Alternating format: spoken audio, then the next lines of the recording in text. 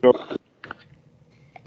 um, if you don't mind, tell me a little bit about the group that you went to on Friday night. It's a Sangha. It's called Wake Up. It's part of the Teknahan tradition. It's for young people. Where's it located? It's in New York City. In New York. Uh-huh. Hmm. Oh, I didn't know you were in New York. I've got several friends Uh-huh. in New York. Yep. I'm right now I live in Brooklyn. Uh-huh.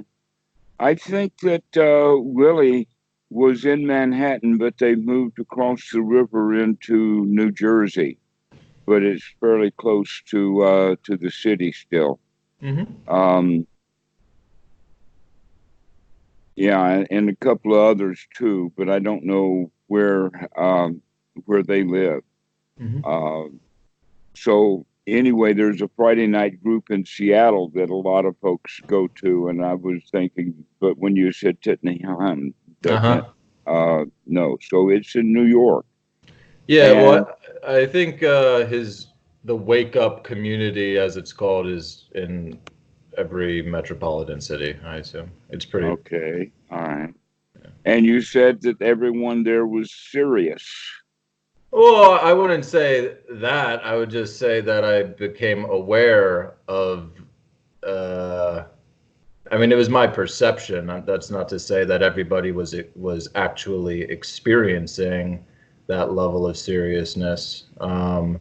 But it was my perception, and then it became more a reflection upon my own level of Okay. self seriousness about it, which is more important. Mm-hmm. Mm-hmm.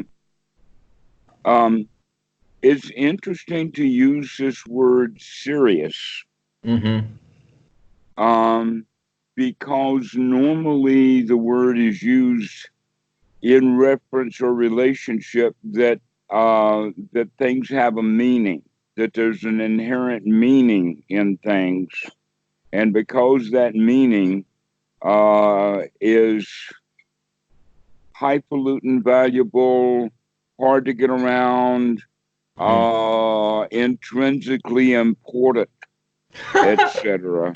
Right. Yeah.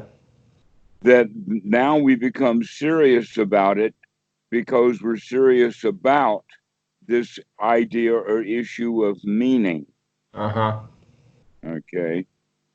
Do you see how that they fit together? Yeah, yeah.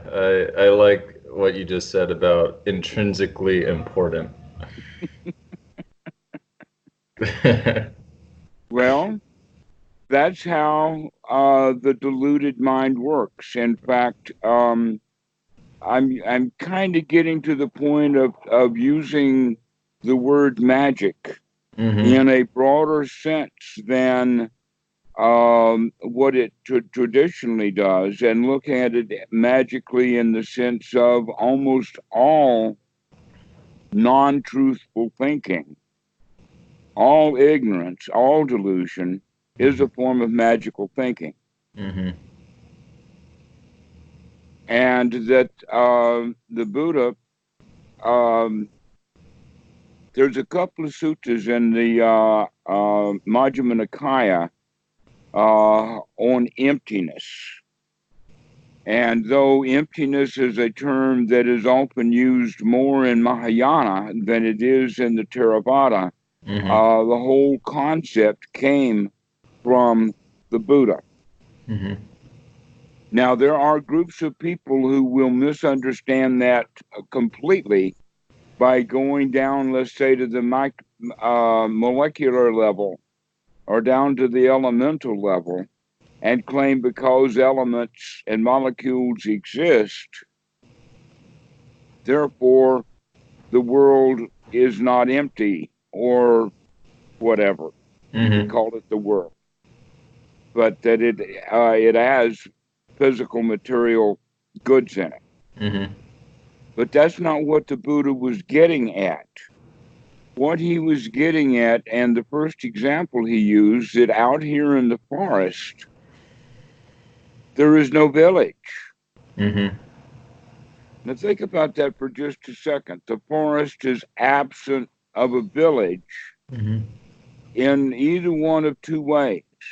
One is physically absent, and number two, there is no one there thinking about a village.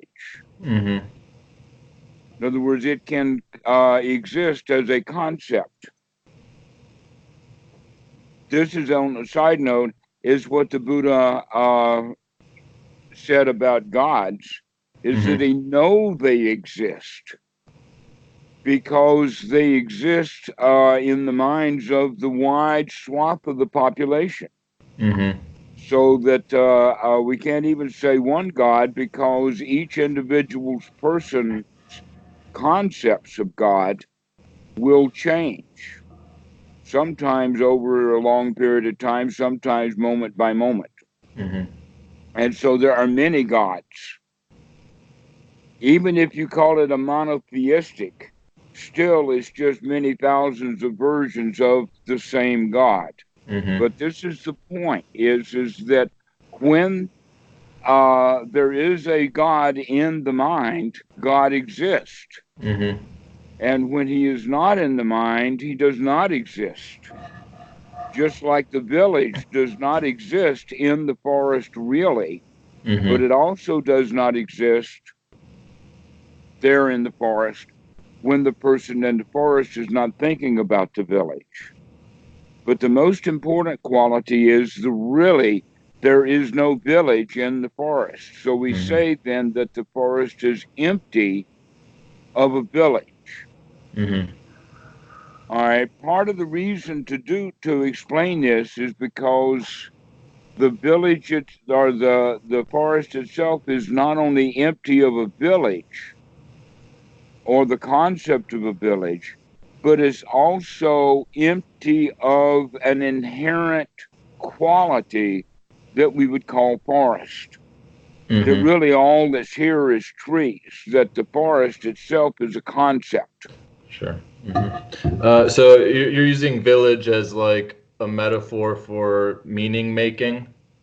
Yes, Okay. exactly. That's exactly where we're coming to with this. Okay. Because in this sutta, the word meaning is not used, Mm-hmm. but it's indicated. And in fact, meaning and purpose are almost modern terms. Mm-hmm. However, uh, the Buddha does talk about uh, the, he calls it an underlying tendency, and that we can easily slide over from underlying tendency into instinct. That instincts are going to be underlying tendencies. And so this is the way that the Buddha spoke of it. Okay. And he spoke of them, the underlying tendency to views, Okay. that we cling to views. Now, most of the views that we cling to are magical views. And that one of the magical views we cling to is that things have meaning and purpose. All right.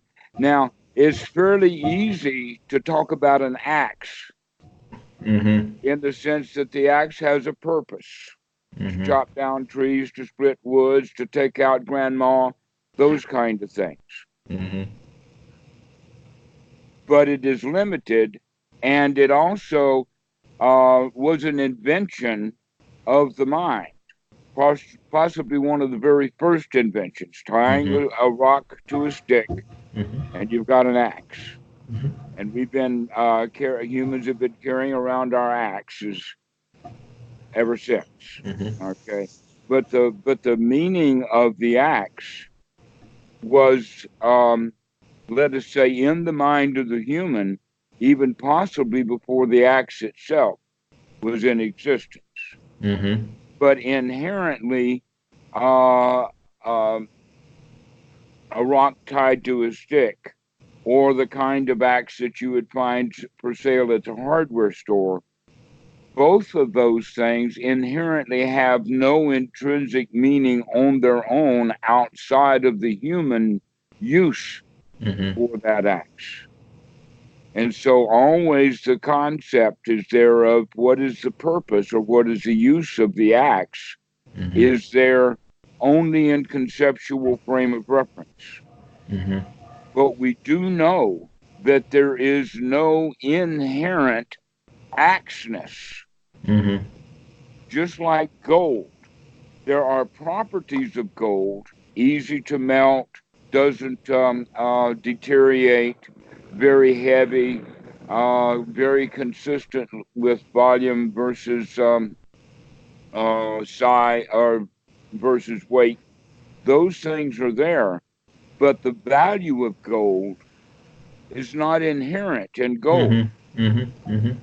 There may be some purposes that it can be put to, like because it does not rust.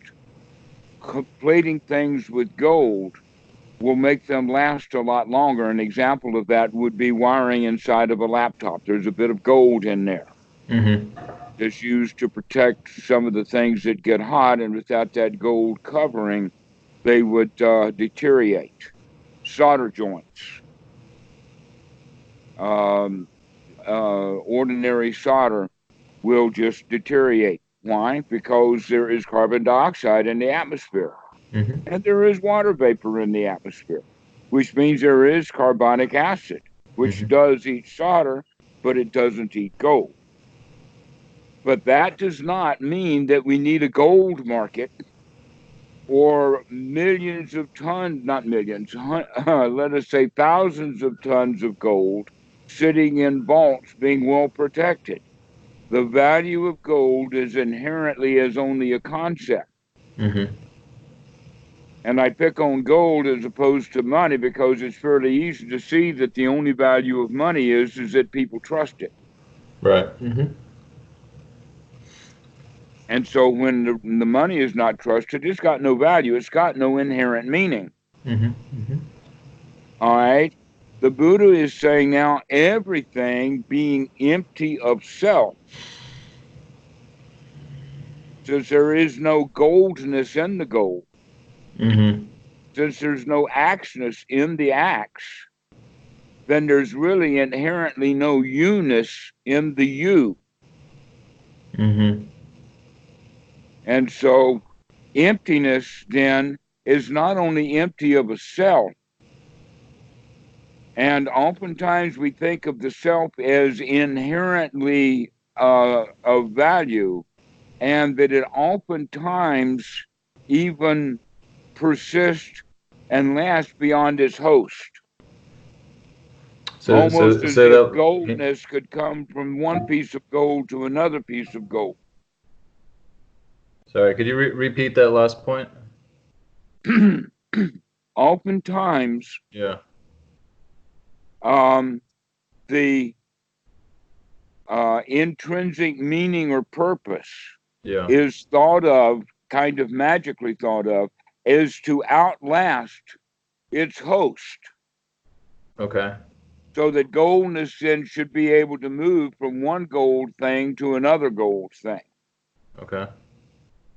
Or that the self that is in you will take on a new body sometime, but it's still an inherent individual or self that the Buddha says everything is empty of that self. Right. You've probably even heard the little phrase, "Sabbe anicca."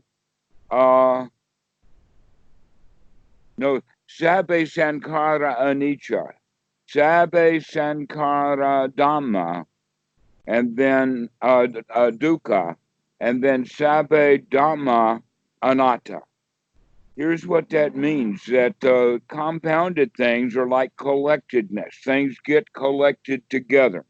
All of your past memories, for instance, are your collection of memory. And that anything that is stuck together can be pulled apart. in that sense of everything is temporary. Not only is everything temporary in the sense of motion, it's also temporary in the sense of configuration in motion, which means it's in the process of changing from one thing to another. For instance, a sandwich is transferred either to gut food or to mold, but Okay. everything is in transition. Mm-hmm. And that the transition then will become enough so that the meaning of it also changes. For Mm-hmm. instance, the moldy sandwich no longer has the meaning of the fresh sandwich, Mm-hmm. Mm-hmm. because you mean to eat the first one and you mean to throw out the second. Mm-hmm. Mm-hmm. All right, so the meaning changes as well. And the meaning is part of the sankhara. So anicca, um, everything that is compounded and stuck together, now we figure out that even hydrogen atoms are Mm-hmm. split. Mm-hmm. And that so is that one proton. It's splittable. We haven't found the bottom of it yet.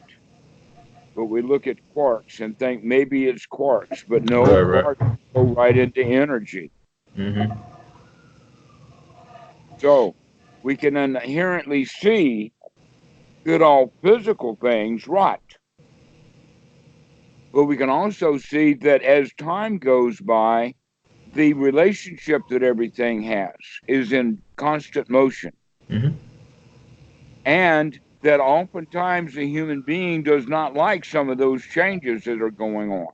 Mm-hmm. The laptop breaks, the tire goes flat, all kinds of stuff. Mm-hmm. And because of that, it is understood that it is um, inherently unsatisfactory. That if there is a meaning in all things, it is that it's inherently unsatisfactory.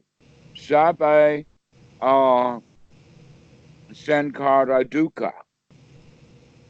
Everything is inherently satisfaction or dissatisfying because it inherently will fall apart. Mm-hmm. That's part of its nature.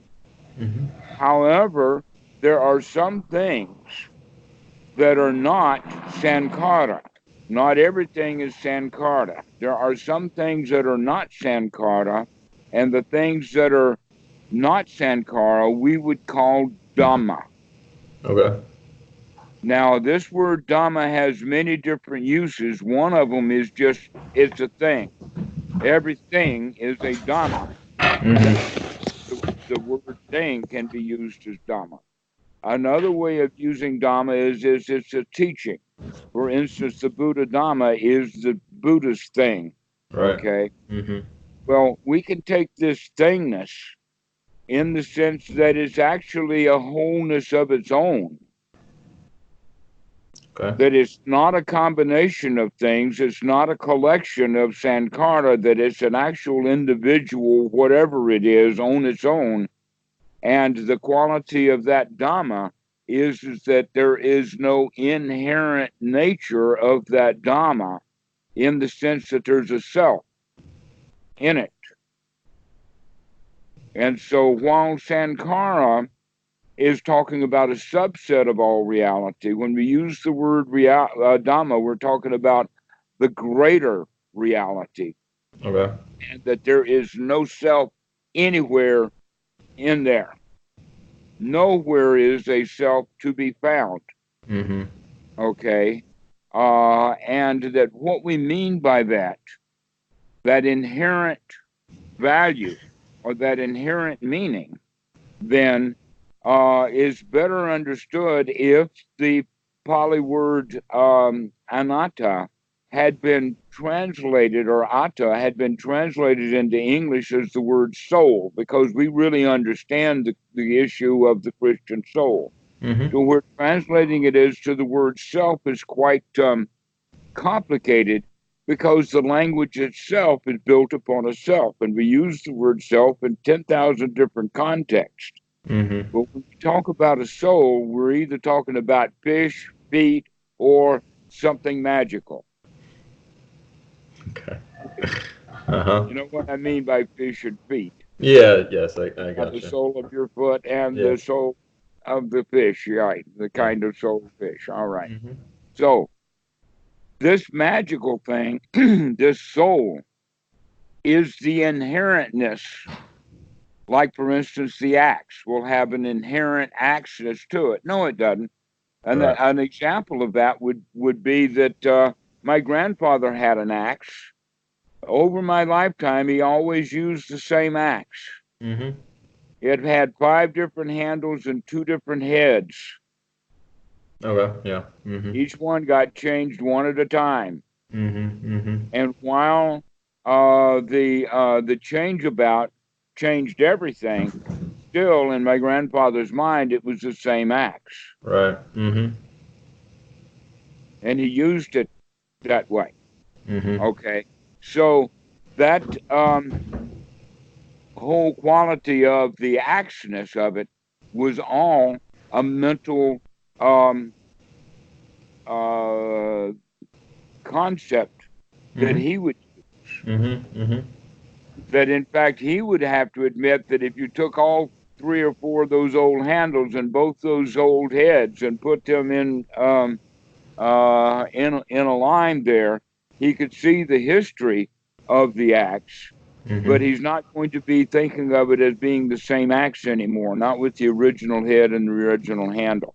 Mm-hmm. So the axeness then there is only inherent as a concept. Mm-hmm. And so um, the other quality then of the soul is that it is so inherent that it will outlast its host, Mm-hmm. to where we kind of understand the self is really tied closely to the host. Mm-hmm. For instance, the self of the axe, we can allow the axe to be an axe, we can call it an axe, we can see that's the axe all by itself, etc., like that. But we don't think of it as a magical inherent quality of an axe. It's just utilitarian. And yet, with the soul, we do something more magical with it. Mm-hmm. And that more magical thing that the human does with that concept is actually to fend off the self preservation instinct that's buried deep into our DNA Mm-hmm. that says your job, Mr. DNA molecules of whatever version that builds up this instinct or this basic programming that we have, your job is to keep this dude alive. Mm-hmm. And so that gives them the delusion that if the job is to stay alive, then I've got to even conceptualize that to stay alive, in the sense of even after the body dies, that the common machine or God or something's going to pick me up, dust me off, and then kick me in the ass for all the bad stuff I did in the past life. Mm-hmm. Mm-hmm. And yet, the Buddha talks about it in that regard inherently. Inherently, there is no soul. There is no isness or essence or anything like that that is to be derived, that everything that is just is. What you see is what you get. Mm-hmm. No magic added. Mm-hmm. That's the point that the Buddha is trying to take, this idea of sunyata, that everything, because it's empty of itself, is actually also empty of its original magic. Mm-hmm. That this is the foundational magical belief that causes people to be incapable of going on the spiritual journey. And you could go so far as to say they literally take themselves seriously. They take the self serious as if the self itself meant something. Mm-hmm. So I go back to that word serious. Okay. Mm-hmm. What are they serious about? They're serious about their illusion of who am I. Mm-hmm. And when you begin to recognize that through the last talk that we had about changing that opinion of what's going on inside, Mm-hmm. that you could use the word self. Who are you? Are you a loser or are you a winner? It depends upon the attitude. Mm-hmm. If the attitude itself can change, that means that the self itself is changing. It's Mm-hmm. not of an inherent. Yeah, I There's gotcha. no David in there anywhere that can be defined. Right. Mm-hmm. An example of that would be write in the journal once a day 20 attributes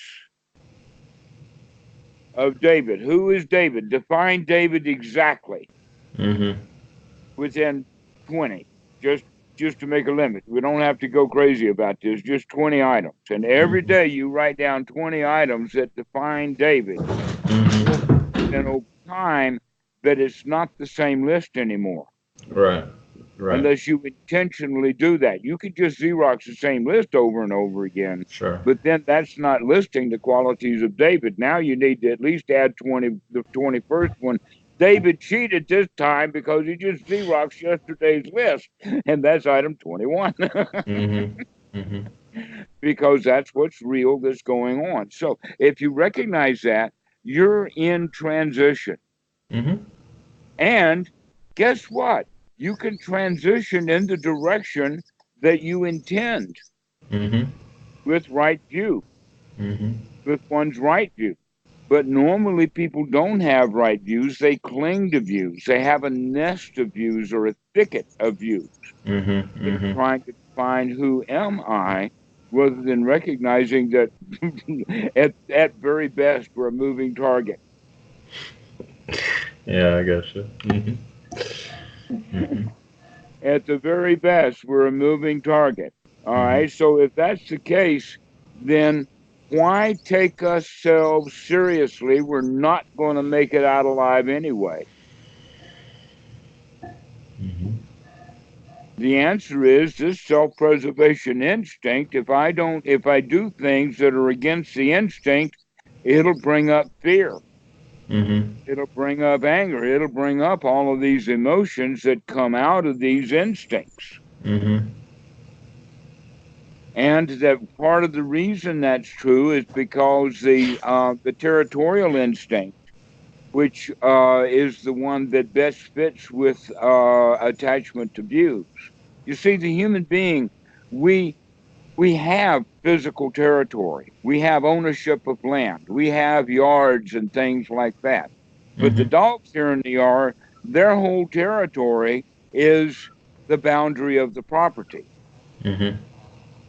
and that's kind of built in to the dog's mind back from the wolf days. That this is my territory, and I'm safe inside the territory, and I'm not safe outside the territory. Therefore, I'll stay in the territory much of the time or most of the time, Mm-hmm. and I'll defend it. So, when fear or anger or any sort of emotion arises that I don't want to be there, what would be right effort in dealing with it? Oh well, that was just going to be my next part. All Is right, to good. introduce that to go Great, right into it. great. So the first thing that we're going to look at is that our that human beings have a different kind of territory than merely the dogs. The dogs don't have an intellectual territory the way that humans do, Mm-hmm. because we have the capability of turning things into concepts. We then territorialize and put boundaries in place Mm-hmm. that inherently don't exist. Mm-hmm. They only exist because we give it meaning. Mm-hmm. An example of that is a political party. Mm-hmm. Being associated even loosely with a political party is really dangerous. Say that we don't really hold anything, but we would kind of like the Democrats to win. Mm-hmm. Therefore, anything that's bad that happens to the Democrats, and we feel bad. Anything that happens to the Democrats, and we feel good. And so Mm-hmm. now we're on the same seesaw as the Democrats. Mm-hmm. All right. Well, let's say also I've joined and belong to a certain church. That means that any time that that church goes up, I go up, and any time the church goes down, I go down. Mm-hmm. Now, let's also say that I am a fan of a sport team. Every time that sport team goes up, I go up. Every time the sport team goes down, I go down. But it's only because of my association, Mm-hmm. because I'm giving it meaning. Mm-hmm. And to now, just using three examples, you can find out that most people inside are going to wind up being a train wreck. Mm-hmm. Because Sure. this is going up while that's going down. This was going sideways. Now it's going up. Now it's going down. And everything is just a huge mess inside because we give meaning to Right. so many things. Mm-hmm. Mm-hmm. And so the whole concept then of becoming unidentified with all of the things that we have become identified with should be an item that's on our list of things to be mindful of. Mm-hmm. Be mindful of how we identify. Mm-hmm. An example of that, people will ask, are you an American? The answer is, well, there's an American passport in there someplace, Right. Mm-hmm. but that's about as far as I'll take it.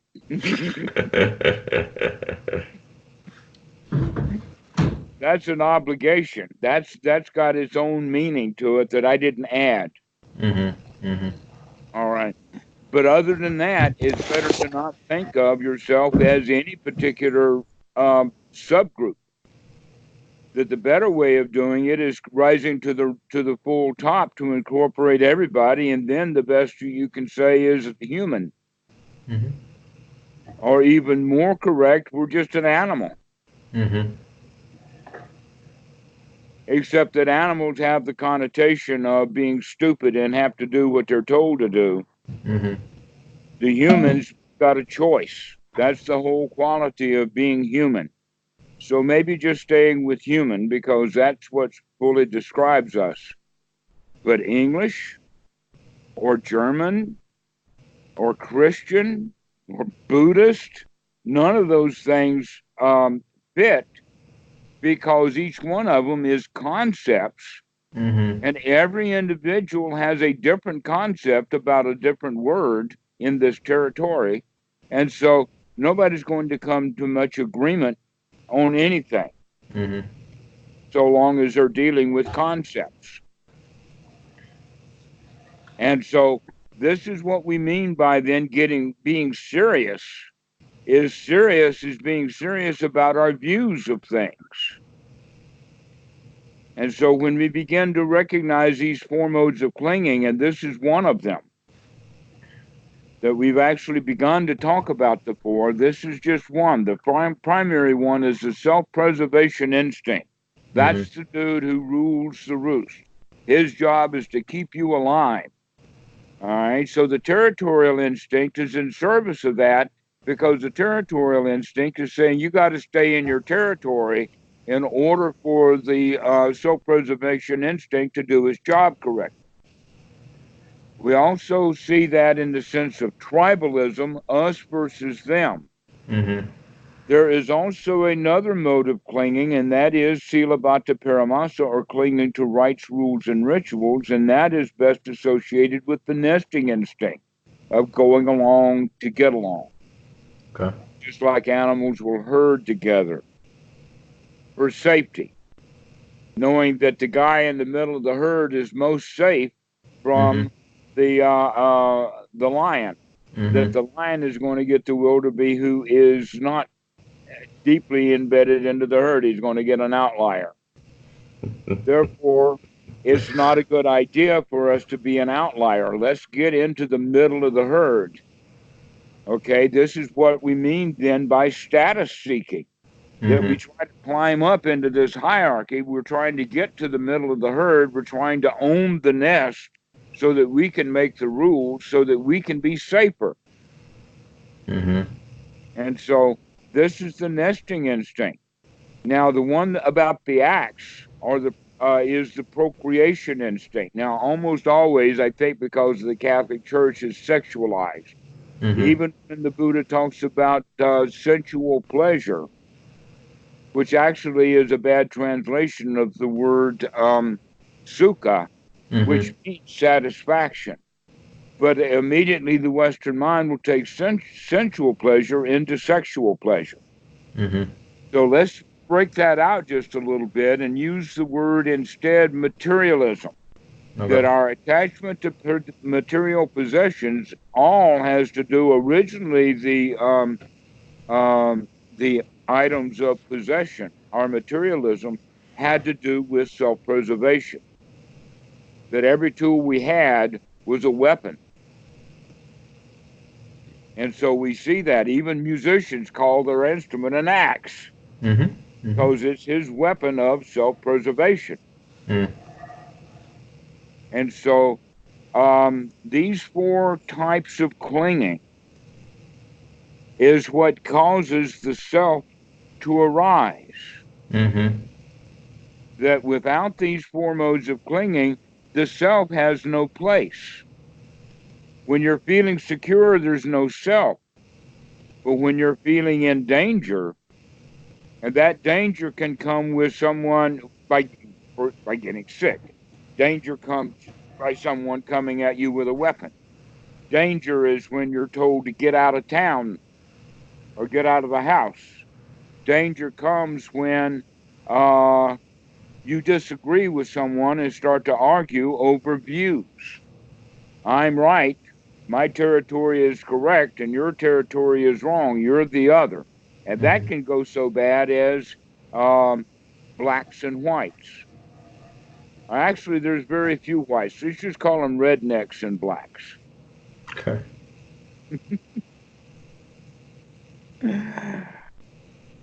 Because they're the ones who were caught in that game. That we may be oppressed, but we're Mm-hmm. better than they are.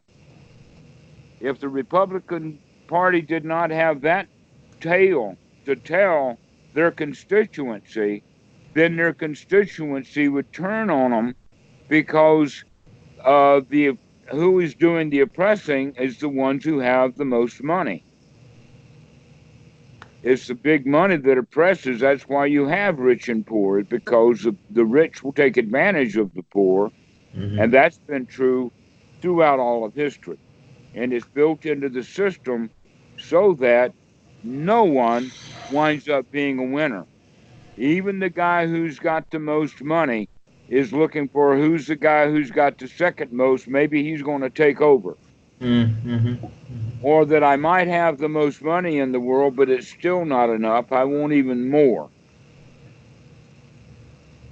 And it will take a major change in attitude. And that major change in attitude is often in old age by the very rich men, is called philanthropy.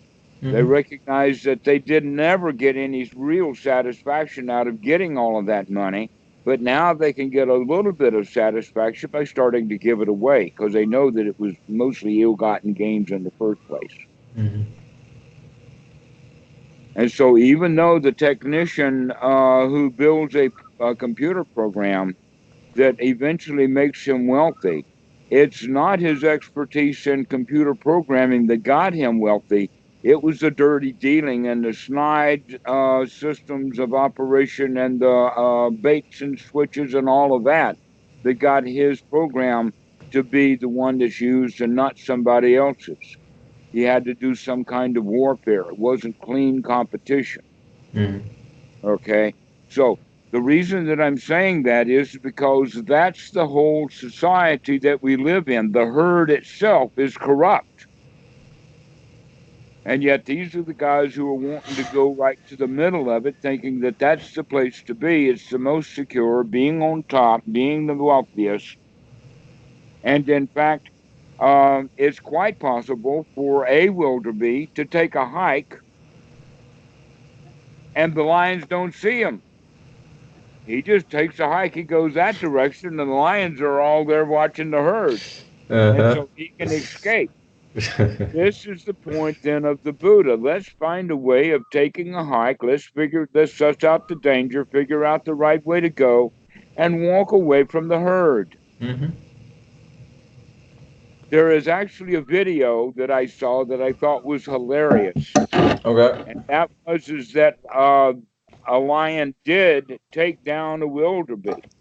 And as he was taking I think, in fact, it was a female lion. As she was taking the wildebeest down off of his feet, the other lions came up.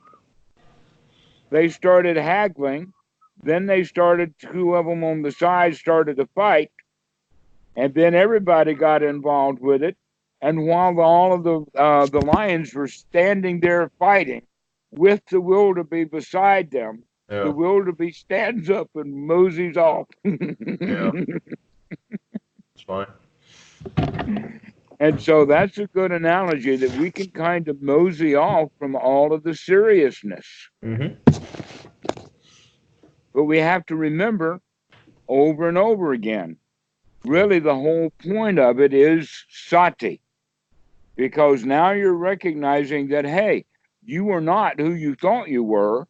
You can, in fact, be what you want to be. All you have to do is remember to practice being that, to be the winner, not the loser, to be the champion, not the victim. And that the victimhood is basically seriousness.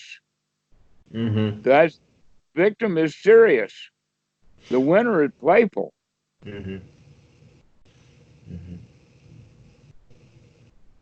So congratulations, you're beginning to wake up.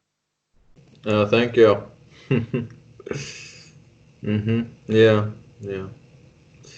I have my moments. Yes, and can you remember to watch them and see them, because those moments are fleeting. Yeah. So let's make it a moment and not a day. Or a lifestyle. Yeah. So I guess back to the original question then, when fear or anger or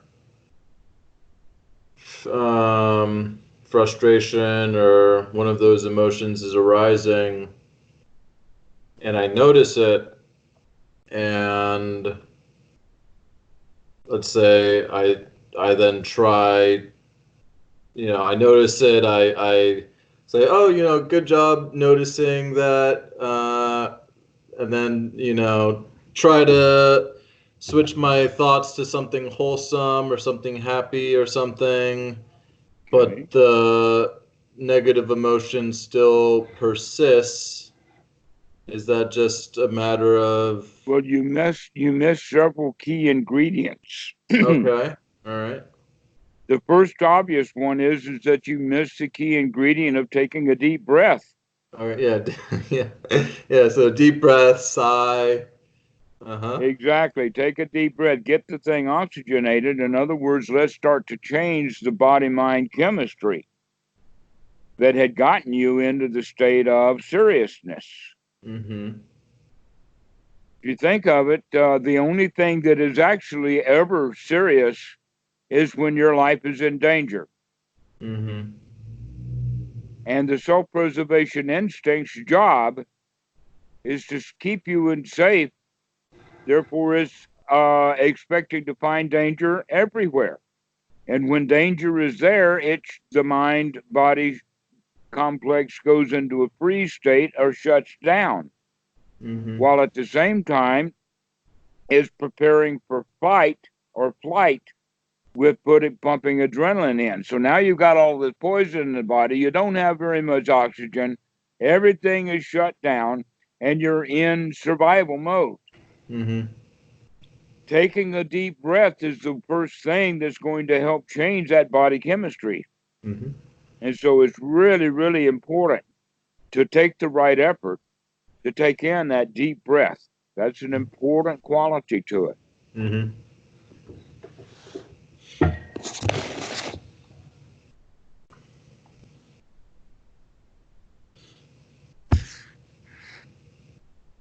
I think we disconnected. I can't hear you.